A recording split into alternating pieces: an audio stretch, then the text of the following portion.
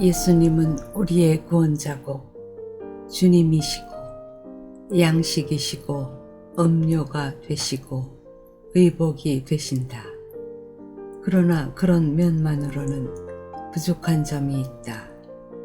아직 완성되지 않은 점이 있다. 성경의 최종적인 계시는 결혼이다. 하나님과 우리 사이에 창조도 있고 아버지와 아들 사이에 낳은 정도 있고 임금과 백성 사이에 다스림도 있다. 이런 모든 것이 있을지라도 최종적인 완성은 결혼이다. 아내는 남편이 있어야 하고 남편은 아내가 있어야 한다.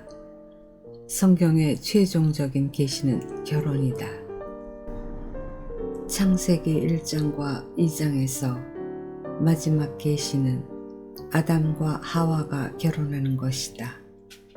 둘이 하나가 되는 것이다. 요한계시록 마지막에는 어린 양과 신부의 결혼이 있다. 이것은 하나님과 사람이 하나 되는 것을 표현한 것이다. 이것을 건축으로 표현할 때 아담과 하와는 건축의 모형이다. 이 건축이 발전해서 새 예루살렘이 된다. 하나님의 영원한 경륜은 우리를 어느 방향으로 이끌어 가는가? 우리가 하나님을 만난 것은 무엇을 하기 위함인가? 우리에게 왜 그리스도를 주셨는가? 그것들은 모두 가정, 곧 한 남편과 한 아내로 이루어지는 가정을 지향해서 주어진 것이다. 인간 사회에서 아이들이 태어나고 자라서 어른이 되면 어디로 가는가? 결국에는 결혼한다. 결혼하면 아들을 낳고 생활을 하고 무엇인가를 누리고 체험한다. 결혼 이상 갈 곳은 공동묘지밖에 없다. 그 다음 과정은 없다. 만유는 다 이런 목표를 지향하고 있다. 결혼 속에서 모든 것이 생성된다. 없던 것이 생긴다. 두 사람이 결혼하여 얼마간 시간이 흐르면 식구가 10명이나 된다. 노경 형제는 4대가 모여 사는 대가족이다. 그 형제의 할머니가 결혼한 뒤 태어난 식구가 40~50명에 이른다. 두 사람의 사건이었는데 결국 하나의 사회를 이루게 된 것이다. 없었던 일이 생겼다. 무에서 유가 창조되었다. 없었던 데서 아들도 생기고 며느리도 생기고 사위도 생겼다. 혈통을 따른 사람도 있고 밖에서 들어온 사람도 있다. 또 그 속에서 여러 가지 재물도 생겨났다. 단둘이 벌 때는 얼마 안 되었지만 여러 아들들이 벌어들인 재산을 다 합하면 상당히 많을 것이다. 시간이 가면 갈수록 점점 더 늘어나 엄청나게 많은 재산이 될 수 있다. 지적유산도 나오고 은행가도 하나 나왔다.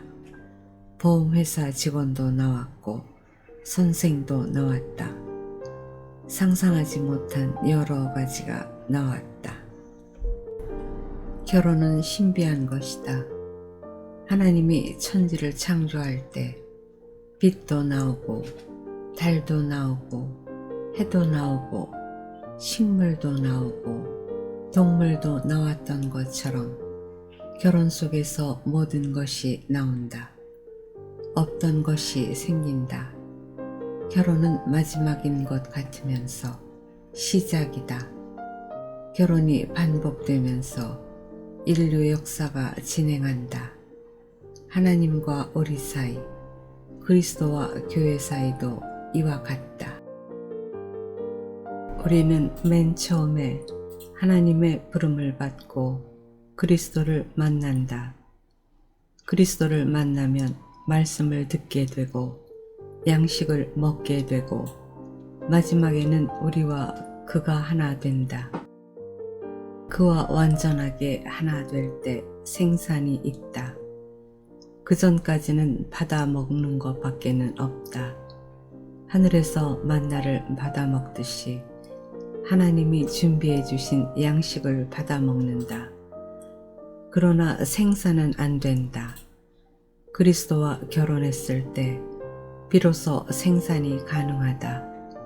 많은 그리스도인들이 하늘의 만나를 받아 먹고 반석에서 나오는 생수를 먹지만 궁극적으로 그리스도와 결혼하지 않았기 때문에 어떤 생산이 나오지 않는다.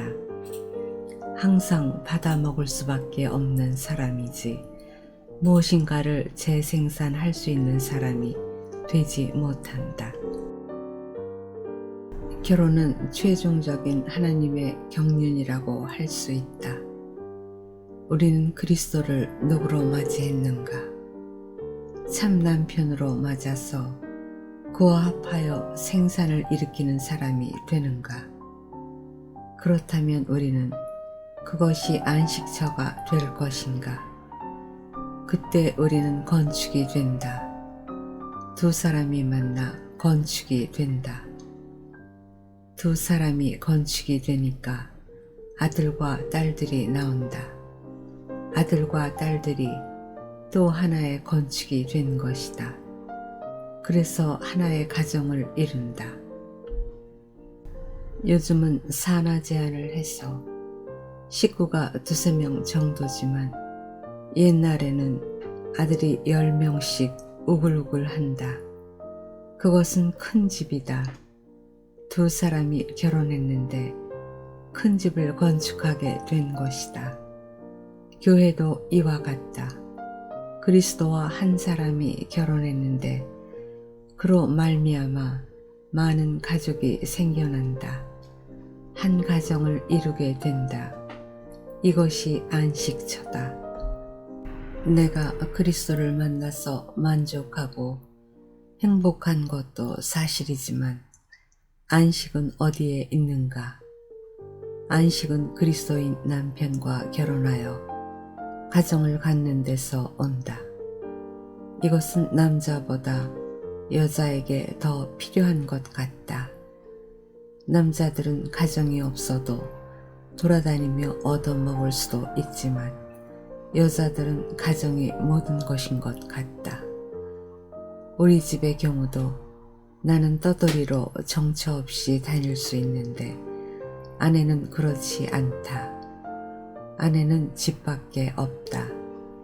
가정밖에 없다. 남편은 여러 가지 사업도 있고 일도 있고 바깥에서 사람도 만나지만 여자는 그렇지 않기에 가정밖에 없다. 안식할 곳을 구하는 사람은 누구였는가? 룻이었다. 보아스가 안식할 곳을 구하는 것이 아니고 룻이 안식할 곳이 필요했다.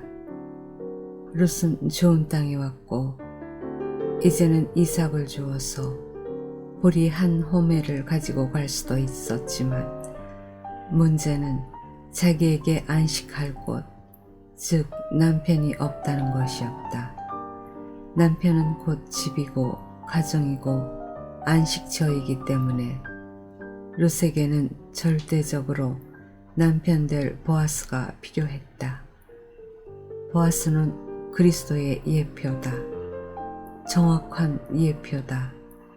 룻에게 있어서 절대적으로 모든 것에 모든 것이 된 사람, 안식처가 된 사람, 집이면서 가정이 된 사람이 바로 보아스가 아닌가. 그리스도가 바로 그런 분이다. 우리의 집이 되고 가정이 되고 모든 것에 모든 것이 된다. 그리스도가 내 가정이고 집이라고 할 때 좀 애매하고 모호하고 분명하지 못한 확실하고 구체적으로 표현할 수 없는 현실적이 아닌 어떤 것이 있다. 그래서 그의 몸인 교회가 우리의 가정이 되는 것이다. 근원적으로 그리스도가 우리의 집이지만 구체적인 현장은 바로 교회다. 교회를 만날 때 우리 영혼은 비로소 안식하게 된다. 내가 함께 사는 사회, 내가 함께 있는 가정, 그 안에서 사람은 안식을 누린다.